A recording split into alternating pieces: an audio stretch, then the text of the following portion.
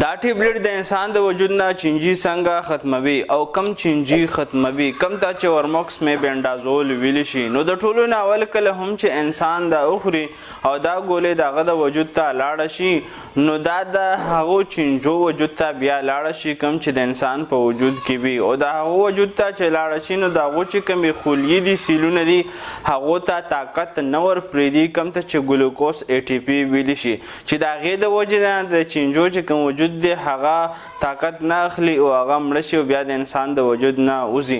نو دا چې کومو چینجو دپاره استعمالیږي هغه ته ویب پام چینجې ویلی شي، هوک وام ورته ویلی شي، راونډ وام ورته ویلی شي او پین وام چینجې ورته ویلی شي.